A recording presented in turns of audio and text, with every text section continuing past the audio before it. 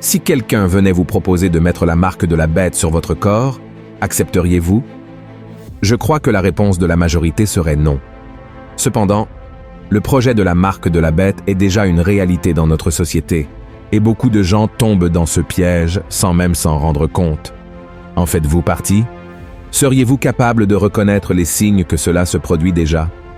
Dans la vidéo d'aujourd'hui, je veux vous alerter sur ce sujet sérieux, car les signes sont évidents, et il est important que tout le monde soit attentif pour ne pas être pris au dépourvu. Si vous souhaitez connaître ces signes, je vous invite à regarder la vidéo complète. Avant cela, j'aimerais beaucoup que vous vous abonniez à ma chaîne. Il suffit de cliquer sur le bouton d'abonnement sous la vidéo et, en le faisant, vous verrez une icône de cloche. Cliquez également sur cette cloche et sélectionnez l'option « Toutes » pour recevoir toutes les vidéos dès que je les publierai. Alors, venez participer avec moi. Frères et sœurs, pour reconnaître les signes du projet de la marque de la bête parmi nous, il est nécessaire d'analyser quelques points. Le premier d'entre eux est de comprendre la différence entre les informations que le monde nous transmet via Internet et la télévision et les vérités que la parole de Dieu nous a déjà révélées. Le grand problème survient lorsque beaucoup préfèrent chercher des connaissances uniquement par ces moyens de communication et oublient de chercher le savoir dans la Bible. Pour cette raison, beaucoup se font tromper et tombent dans des pièges sans se rendre compte qu'ils sont sur le mauvais chemin. Je dis souvent que la Bible est plus actuelle que le journal d'hier, car si vous regardez le livre de l'Apocalypse, vous verrez que beaucoup de choses qui se passent autour de nous avaient déjà été prophétisées. Mais malheureusement, beaucoup ne s'en préoccupent pas. C'est pour cela que dans l'Apocalypse, chapitre 13, verset 14, la Bible dit « Comment les habitants de la terre seront trompés pour recevoir la marque de la bête sur leur corps. Regardez ce qui est écrit. Et elle séduisait les habitants de la terre par les prodiges qu'il lui était donné d'opérer en présence de la bête, disant aux habitants de la terre de faire une image à la bête qui avait la blessure de l'épée et qui vivait. Regardez cela, frères et sœurs, des signes seront accomplis au nom de la première bête, et c'est par eux que les habitants de la terre seront trompés. Et pour mieux comprendre ces signes, nous devons analyser les informations que le prophète Isaïe nous a laissées concernant la chute de Lucifer. Voyez ce qu'il a dit. « Te voilà tombé du ciel, astre brillant, fils de l'aurore. Tu es abattu à terre, toi, le vainqueur des nations. Tu disais en ton cœur, je monterai au ciel, j'élèverai mon trône au-dessus des étoiles de Dieu. Je m'assiérai sur la montagne de l'assemblée, à l'extrémité du septentrion. Je monterai sur le sommet des nues, je serai semblable au Très-Haut. » Les paroles de Lucifer n'ont servi qu'à provoquer une rébellion dans les cieux, car il n'avait ni l'autorité ni le pouvoir suffisant pour prendre la place de Dieu. Avec lui, il y avait d'autres anges qui se sont également rebellés et ont été chassés des cieux. Voyez ce qui est écrit.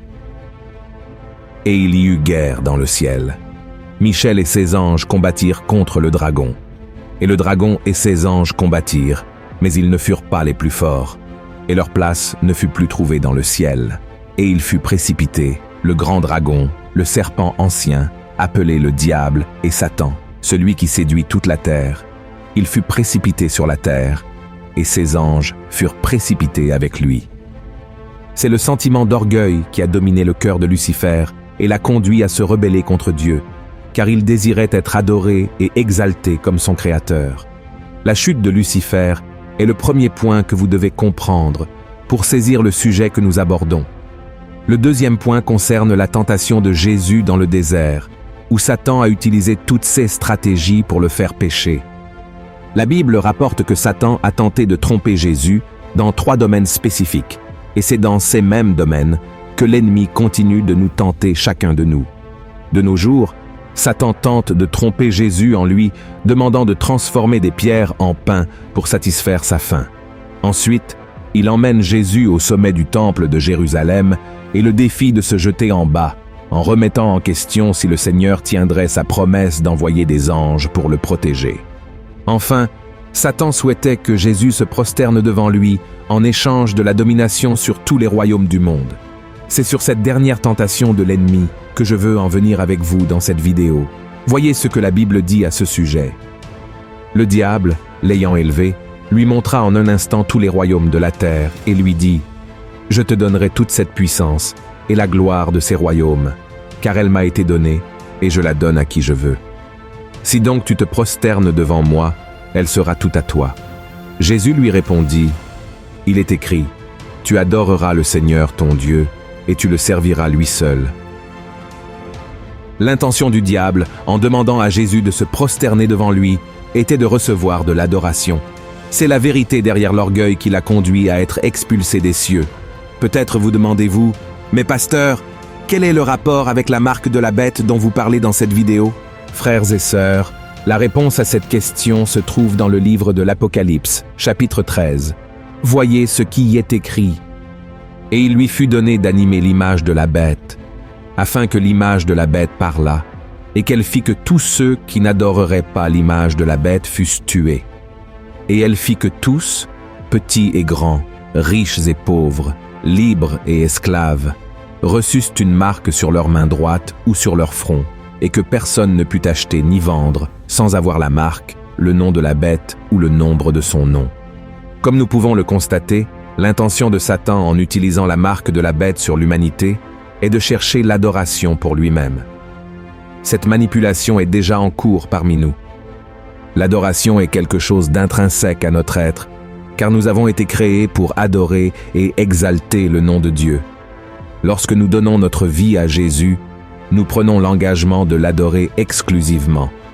Cependant, si nous brisons cet engagement, il y a une tendance à diriger notre adoration vers d'autres choses.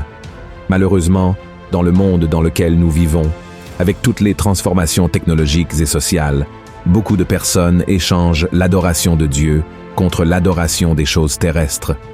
Beaucoup ne perçoivent même pas le piège dans lequel ils tombent. Lorsque la marque de la bête sera introduite, beaucoup n'hésiteront pas à la recevoir, car elle apportera des facilités et des bénéfices pour la société moderne. C'est dans ces illusions que beaucoup sont trompés et amenés à exalter le nom de Satan. Par conséquent, nous devons ouvrir les yeux et analyser ce que nous permettons d'entrer dans notre vie. Que ce soit dans les musiques que nous écoutons, dans les contenus que nous consommons sur Internet, dans les vêtements que nous portons, dans les tatouages que nous faisons ou même dans certains spectacles, de nombreux artistes utilisent leur influence pour amener les foules à adorer le diable de diverses manières. Certains sont même manipulés pour servir de sacrifices sataniques, comme fut le cas du rappeur américain Travis Scott, qui l'année dernière a été impliqué dans une tragédie lors d'un de ses concerts. Le chanteur a attiré des milliers de fans pour la tournée de son album intitulé Astro World. La scène était remplie de symboles sataniques, simulant les portes de l'enfer, et il y avait des inscriptions telles que « Je te verrai de l'autre côté ». Malgré les références claires à l'adoration du diable, cela n'a pas empêché la présence de milliers de jeunes et d'adolescents qui ont passé des heures dans un environnement avec ces thématiques sataniques. De nombreux jeunes ont été avertis que ces concerts étaient des rituels, mais malheureusement, cela n'a pas suffi. 10 personnes ont fini par être tuées et des dizaines d'autres ont été grièvement blessées dans un accident tragique sur le site. Il y a des rapports selon lesquels ces morts faisaient partie d'un supposé sacrifice satanique réalisé par le chanteur. Certains affirment que Travis a vendu son âme au diable et que ces morts étaient le prix à payer. Frères et sœurs, la vérité est que le diable cherche à être adoré depuis longtemps, et je crois que nous vivons les jours de l'Apocalypse, car le livre parle de nombreuses choses qui se rapportent à notre génération.